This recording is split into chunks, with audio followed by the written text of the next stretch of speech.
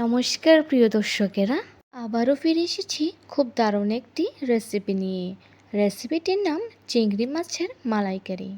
খুব সহজ আর খুব কম সময়েই আপনারা এই রেসিপিটি বানিয়ে নিতে পারবেন। এর জন্য আমি প্রথমে কড়াইতে তেল দিয়ে দেব গরম হওয়ার জন্য। তেল গরম হতে হতে আমি চিংড়ি মাছগুলোতে সামান্য লবণ আর হলুদ দিয়ে ভালোভাবে মেখে সেই গরম তেলে দিয়ে দেব।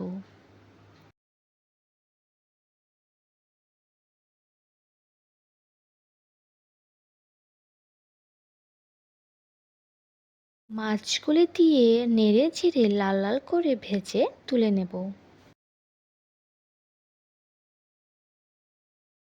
তারপর মাছগুলি তুলে নিয়ে সে তেলে দিয়ে দেব চিকন জিরা আর তেজপাতা, আর দিয়ে দেব গোটা কাঁচা লঙ্কা স্বাদ অনুযায়ী, আর দিয়ে দেব স্বাদ অনুযায়ী লবণ, দিয়ে কিছুক্ষণ নেড়ে চেড়ে এর মধ্যে দিয়ে দেব আমি আগের থেকে নারকেলটা কুড়ে পেস্ট করে ভালোভাবে ছেঁকে দুধটা নিয়ে নিয়েছি।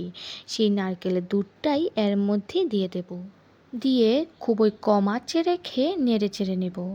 তারপর কিছুক্ষণ পর ফুটে আসলেই এর মধ্যে দিয়ে দেব জিরার গুঁড়ো, আর দিয়ে দেব স্বাদ অনুযায়ী চিনি। তারপর দিয়ে দেব ভেজে রাখা চিংড়ি মাছগুলি দিয়ে কিছুক্ষণ নেড়ে চেড়ে এইভাবে একটু রেখে গ্রেভিটা টানিয়ে নেব। তারপর গ্রেভিটা টানিয়ে নামিয়ে নিলেই তৈরি আজকের আমাদের রেসিপি। এই রেসিপিটা আপনারা সাদা ভাত, পোলাও সব কিছুর সাথেই পরিবেশন করতে পারবেন।